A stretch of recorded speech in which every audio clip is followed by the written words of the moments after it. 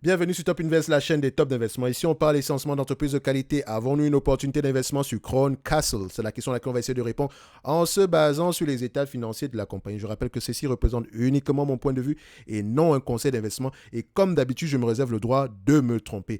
Donc, Crown Castle, c'est une demande spéciale d'un abonné Top Premium. Je rappelle que dans le service Top Premium, vous pouvez demander des analyses quantitatives et avoir la certitude que ça va être fait. Donc, ceux qui demandent généralement des notes, des analyses par rapport à X ou Y compagnie, si vous le faites en commentaire à la vidéo, voilà, il y a très peu de chances que je vois ça passer. Donc, tout simplement parce que je privilégie ici les demandes dans le service Top Premium et il y en a assez. Actuellement, en date d'aujourd'hui, on a une cinquantaine de demandes. Donc, au moins sur les 50 prochaines vidéos, attendez-vous à ce que ce soit uniquement les demandes des abonnés Top Premium. En supplément de ça, vous recevez deux notes d'analyse sur des entreprises qui, moi, me semblent sous-évaluées. Je lis les rapports financiers, j'écoute des conférences quand je vous présente une petite note. Pas très compliqué. OK? Et vous, de votre côté, si elle vous intéresse, vous lisez les rapports financiers et vous posez les bonnes questions. Je ne promets aucun rendement. Faites attention, ok? C'est uniquement ici pour vous aider dans vos propres recherches, d'accord? Donc, si l'entreprise vous intéresse et que vous avez des questions, on est là pour y répondre. Donc, si je présente une entreprise, je continue à faire le suivi tant que le scénario de départ est toujours d'actualité, d'accord? Les liens sont dans la description de la vidéo. Maintenant, Crown Castle. On a parlé de American Tower, Crown Castle, même problème, vous savez que ce genre d'entreprise, je vais aller dans les rapports financiers, je vais regarder à peu près l'entreprise en date d'aujourd'hui, qui sont les différents clients, ok? Faites très attention. Quel est le taux d'occupation? Très, très attention. Quel est le niveau d'endettement? Très, très important également. Quel est le taux d'intérêt moyen par rapport à cette dette-là? Très important. Quel est l'échelonnement de la dette ici? Donc, combien est-ce qu'on doit payer en termes de remboursement sur cette dette-là année après année? OK? Et je vais également aller regarder, est-ce que nos clients, qui sont les plus gros clients, est-ce qu'ils sont solvables? Et je ne fais pas l'erreur de regarder les bénéfices nets parce que ça ne sert strictement à rien du tout sur les rates. On regarde les AFFO. Point. D'accord? On ne va pas revenir dessus. Donc, si vous n'avez pas la possibilité de voir les FFO, prenez un proxy. Les cash flows opérationnels ici peuvent être un bon proxy. D'accord? Faites également attention à regarder le type de contrat que ces rates-là signent. Bref, on parlera des rates ici en profondeur sur la formation comment analyser les rates. D'accord?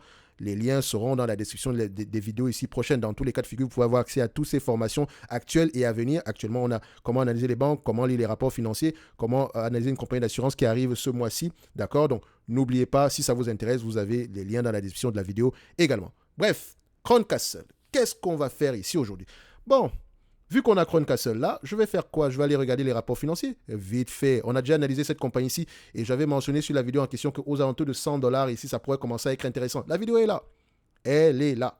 D'accord? Est-ce que ça sera le cas en date d'aujourd'hui? On va aller vérifier ça parce qu'entre-temps, le niveau d'endettement a peut-être augmenté, etc. OK? On va aller regarder les rapports financiers. Moi, j'aime bien aller regarder le SEC filing directement. Alors, est-ce qu'elle a publié? Oui, le 2 du mois de août ici. Parfait. Donc, je prends ça en PDF. Boum. Qu'est-ce qu'on voit ici? Déjà, moi, j'aime bien souvent regarder le nombre de pages sur un 10Q. Donc, moins on a de pages, mieux c'est. Et vous avez vu le 10Q de American Tower, c'est 500 pages. Alors que le 10Q de Crown Castle, c'est 56 pages. Donc, je ne sais pas ce qu'American Tower a caché dans 500 pages, mais on a un concurrent qui nous donne 56 pages. Ah, attention, ça ne veut pas dire ici que c'est plus compliqué que ça. Peut-être qu'American Tower a plus de tableaux, ou bien peut-être qu'il détaille plus que ça. Bref, il faut faire attention. Donc, maintenant, on va aller regarder ici en termes de revenus. Qu'est-ce qu'ils ont eu ici? Voilà, on zoome un tout petit peu. OK, on fait ça et boum. Alors, les revenus ici, voilà, revenus, c'est rental à peu près ici, augmentation par rapport au trimestre précédent. Les 6 derniers mois également, ici, on a une augmentation. Operating expense est à peu près resté stable ici. Légère augmentation, mais il faut toujours regarder ça en termes de pourcentage sur le revenu. Parfait. En termes de bénéfices nets ici, on a quoi? Parfait. Les intérêts sur la dette ont également augmenté. D'accord, ça je n'aime pas. Il faut également aller regarder quel est le taux d'intérêt moyen ici et pourquoi est-ce que ça a augmenté. On a 1 euro, 1,05$ ici par action, mais vous savez que ce n'est pas ça qu'on regarde. Parce qu'en réalité, les rates, c'est ici derrière que ça se passe. Cash flow opérationnel, ça c'est FFO. En tout cas, proxy pour FFO, ça donne à peu près 1,725 milliard. Maintenant, dépenses en capital, ici, les 720 millions. Qu'est-ce qui est inclus dans la dépense en capital? Donc ça, ici, ce sont les 6 derniers mois, donc j'aime bien regarder les 3 derniers mois ici. Mais bon, 6 derniers mois, on va prendre ici, techniquement, pourquoi est-ce que ça a augmenté? Il faut toujours regarder ça en pourcentage du revenu ici, parce que nous avons ici comment on appelle ça? Nous avons ici un cash flow opérationnel plus élevé que ce qu'on avait précédemment ici, près de 400 millions de différence. Est-ce qu'on a une grosse différence ici par rapport au revenu précédemment? Non, pas du tout. Mais d'où est-ce que la différence ici provient d'où? Ici, on a une variation ici qui est moins prononcée. Donc ici, avant, on avait moins 222 millions. Là, on a à peu près moins 70 millions. Donc, on a un impact positif également ici. Et à ce niveau-ci, vous avez un plus à peu près 100 millions, alors qu'on avait plus 28 millions, donc 70 millions de différence ici. Donc, ça a également un impact positif. Donc, il faut aller regarder sur tous ces éléments-ci, à quoi ça correspond réellement. OK? Parce qu'on peut... Moi, généralement, ici, je m'arrête généralement à ces deux éléments. Donc, le bénéfice net et dépréciation amortissement. Et je sais que dépréciation amortissement sur les rates, on aura tendance à avoir quelque chose de moins élevé que la dépense en capital. Tout dépend des contrats ici. Donc, il faut vérifier ici que la dépense en capital en question, est-ce que c'est une dépense en capital de croissance ou bien c'est une dépense en capital de maintenance? Parce que ce n'est pas la même chose. Quel type de contrat nos clients ont signé? Est-ce que c'est un triple net lease, donc c'est-à-dire qu'est-ce qu'ils s'occupent de la maintenance? Auquel cas, nous, techniquement, quand on déprécie en réalité la dépense qu'on aura ici en capital, ça sera plutôt une dépense de croissance. Tant mieux pour le business ici. D'accord? Ici, ensuite, vous voyez que S est endetté. D'accord? 2 milliards pour 2 milliards 347. Elle est également ici, on a également levé de la dette là. Paiement, on a repayé une partie de la dette. On a également payé une partie ici de tout ce qu'on appelle ici le papier commercial. Donc, c'est également de la dette. Hein. Mais là, je pense que c'est plus de la dette à court terme ici, si je ne me trompe pas. Alors, est-ce qu'on a levé du capital? Est-ce qu'on a émis de nouvelles actions ici? À ma connaissance, non. OK. Je vais regarder également comment est-ce que la dette est segmentée comment est-ce que la dette est segmentée. Alors, qu'est-ce qu'on a? On a 21 milliards de dettes ici. D'accord, parfait.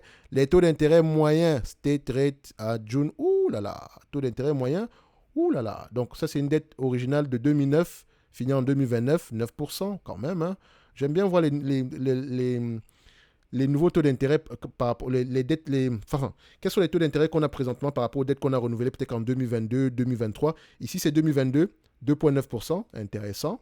Donc, c'est quand même assez correct. 2023 ici, 5%, quand même. 2023, 4,8%. Avril, janvier, on a 5%. Avril, on a 4,8%. 2023 ici, 5%. Donc, vous voyez que les taux d'intérêt augmentent de plus en plus, surtout sur les 10 ans. OK? Donc, c'est-à-dire que si on s'endette à nouveau ici, surtout pour se refinancer, il y a de fortes chances qu'on soit au moins à 4 à 5% par là. OK? Je continue. Quel est le taux d'intérêt moyen ici? L'information est quelque part par là. Est-ce qu'elle est là? Moi, je sais que l'information, elle est là quelque part. Donc, il faut aller regarder le taux d'intérêt moyen ici. Est-ce qu'il le signifie? Non. On ne l'a pas ici. Où est-ce que je vais le trouver? Parce que c'est un élément important ici. Donc, average number common share. Parfait. Taux d'intérêt moyen. Alors, où est-ce que ça se trouve, cette information-là? C'était la même chose avec American Tower. On recherchait le taux d'intérêt moyen ici. D'accord? Donc, taux d'intérêt moyen. Où est-ce que j'ai ça? OK. Est-ce que je l'ai? Bref, je pourrais retrouver l'information ici, mais ça va nous prendre trop de temps. On n'est pas là pour... Au moins, vous savez que c'est dans les rapports financiers. Allez-y vérifier ça. Bref, il y a de fortes chances ici que le marché, on ne paye pas plus de 20 à 17 fois les bénéfices pour cette compagnie-ci. Et encore, je vais vérifier en moyenne sur cette compagnie, le marché a tendance à payer combien de fois les bénéfices. Vous voyez qu'avant, on avait 21 fois. Sur les dernières années surtout, c'est parce que c'est ça qui est important, il a tendance à payer 20 fois les bénéfices. Sur les 5 dernières années, on a à peu près 20 fois les... Je prends 20 fois, je ne pourrais pas prendre 25 fois les bénéfices parce qu'on a vu ici que les taux d'intérêt sont plus... Les derniers refinancements ici, on a des taux d'intérêt qui sont généralement bien plus élevés que ça. Donc, ça veut dire qu'on a des taux d'intérêt moyens ici de 4 à 5% par là. Maximum 20 fois les bénéfices.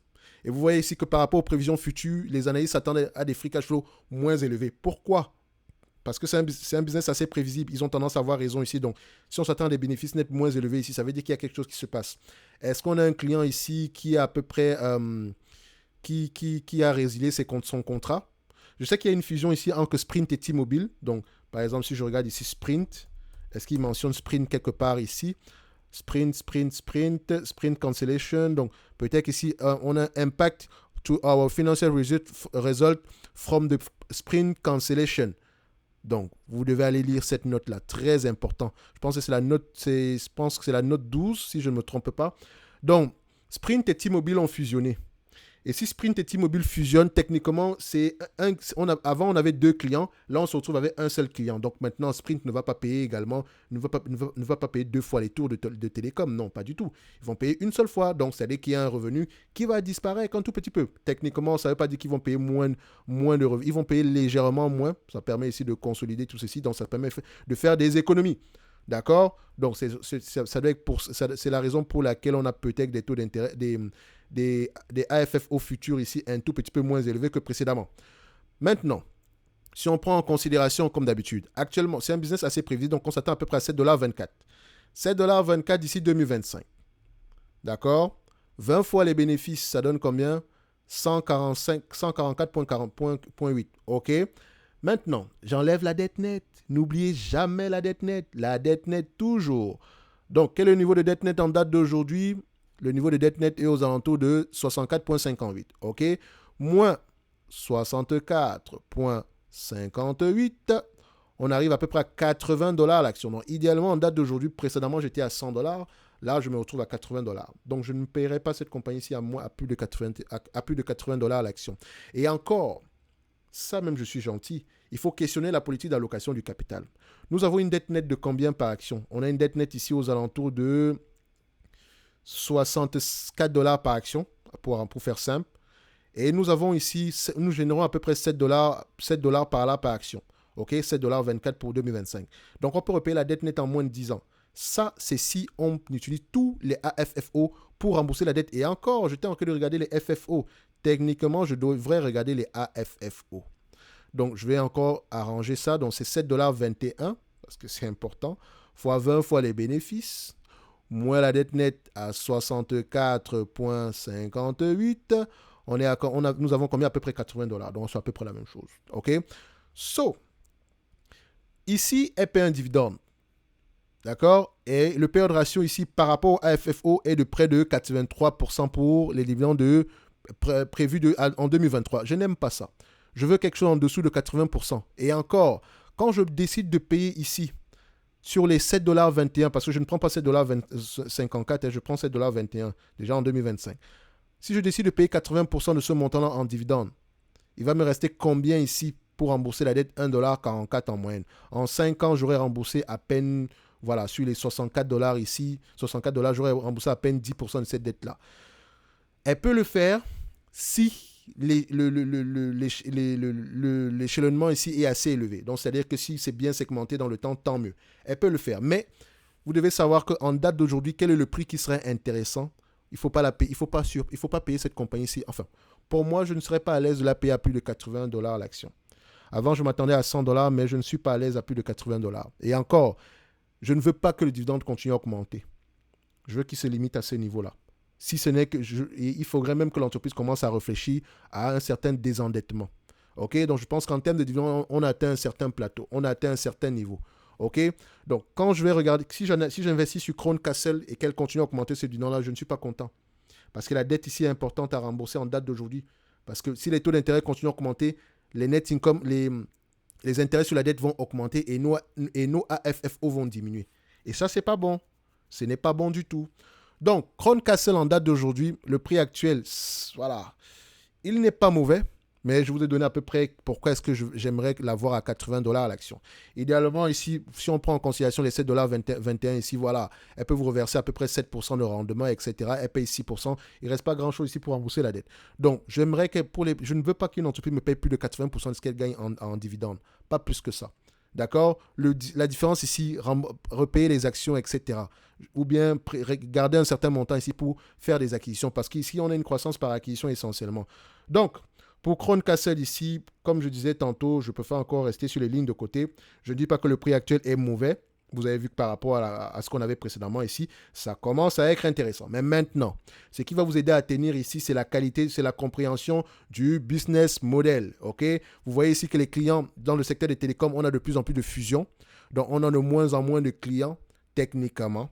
Mais faites attention parce que la plupart des télécoms ici auront tendance à vendre leur taux de télécommunication ici parce que techniquement, ce n'est pas efficient de les garder. D'accord? Vaut mieux ici les revendre ici et faire de la location derrière. D'accord? Donc, faire de la location derrière. OK? Et aller louer plutôt. Pas faire de la location. C'est comme si elle qui faisait la location. Non. Et aller louer. D'accord? Parce que c'est plus efficient pour elle. Donc, elle n'a pas à s'occuper de la maintenance, etc. Et c'est quelqu'un d'autre ici qui s'occupe ici de l'upgrade, etc. OK? So, si ça vous intéresse, c'est peut-être le moment de creuser un tout petit peu sur Crown Castle. OK? Donc, ceci n'est que mon point de vue et non un conseil d'investissement. Comme d'habitude, je me réserve le droit de me tromper. En lien dans la description de la vidéo, vous avez également le service fondamental dividende sur lequel on va souvent regarder les entreprises de manière quantitative et qualitative. Dans ce service-là, c'est simple. Si une entreprise m'intéresse, si une entreprise qui verse des dividendes de manière stable et croissante depuis plusieurs années m'intéresse du point de vue dividende et du point de vue potentiel d'augmentation ici du prix, je vous la propose avec une note d'analyse. OK, donc essentiellement, on aura à peu près, je dirais, à peu près par là, minimum 5 entreprises par mois. Donc 5 entreprises, je ne dis pas que c'est toutes 5 entreprises sous-évaluées. La plupart du temps ici, ça sera à peu près, par exemple, si une entreprise comme McKesson vous intéresse, pour moi, McKesson est correctement évalué, d'accord, du point de vue prix, mais en termes de potentiel d'augmentation de dividendes, il y a quelque chose d'intéressant à ce prix-là.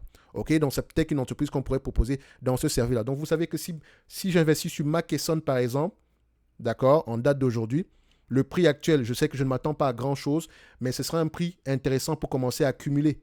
Vous allez dire que ouais, ça a augmenté, etc. C'était intéressant avant. Aujourd'hui, c'est une entreprise qui se négocie toujours à moins de 15 fois les bénéfices. Aujourd'hui, si elle voulait, elle pouvait vous reverser 7,81% de dividendes en date d'aujourd'hui. Si elle le voulait. Si elle le voulait. Et le bénéfice net continue à augmenter année après année. On s'attend à quelque chose de plus élevé que ça. Et les analystes ont tendance à avoir raison ici. Maintenant, pour quelqu'un qui voudrait investir dans cette compagnie-ci, au prix actuel, dites-vous que techniquement, c'est une entreprise qui pourrait vous reverser aux alentours de 8%. Aujourd'hui, le fameux 8% qu'on recherche, mais on sait que ce n'est pas un business qui va avoir tendance à se négocier à un prix plus élevé que 15 fois les bénéfices. Donc, qu'est-ce qui va se passer? Elle va racheter ses actions, première chose, et également, elle pourrait commencer à reverser un dividende, ce qui est toujours intéressant. Donc, il y a de grandes chances qu'on ait une augmentation de près de 10% en moyenne sur les années à venir. Petit dividende deviendra grand. Regardez ceci. Ceux qui ont acheté à peu près en 2004, en date d'aujourd'hui, ont 8% de rendement. C'est comme ça qu'il faut voir les choses. Donc, aujourd'hui, elle a les capacités de vous reverser au moins 6%. Si vous reversez la totalité des bénéfices nets ici en dividende. Imaginez que demain, elle décide ici d'allouer 80% ici de ce qu'elle gagne en dividende. Donc, en réalité, vous aurez un rendement, vous avez déjà un potentiel de rendement de 6,54% aujourd'hui. Ah oui, c'est exactement ça qu'on va partager généralement dans les entreprises sur le service fondamental dividende. Donc, on va regarder le dividende ici de la meilleure des manières. D'accord? Pas juste en surface, croissance, etc. On va questionner la politique d'allocation du capital. Et si le business model nous semble balbutiant, on va peut-être se dire, c'est peut-être le moment de faire attention, un peu comme avec VFC Corporation. OK? Consommation discrétionnaire, avait l'habitude de verser un dividende, peut-être, avait également un niveau d'endettement ici un tout petit peu élevé, peut-être c'est le moment de plus se concentrer ici sur le remboursement de la dette. On questionne tout cela, d'accord? C'est comme ça qu'on regarde les dividendes, les amis, d'accord? Bref, si ça vous intéresse, le lien d'adhésion de la vidéo, vous avez une semaine ici de test, etc., 30 jours ici, satisfait ou remboursé, sans demande de quoi que ce soit, et vous avez plusieurs formules. Bref, on va se donner rendez-vous sur la prochaine vidéo, et d'ici là, portez-vous bien, et n'oubliez pas de lire vos rapports financiers, très très important. Merci. Un like, un abonnement, un commentaire, ça fait toujours plaisir. Et n'oublie pas la chaîne secondaire. Très important. Merci.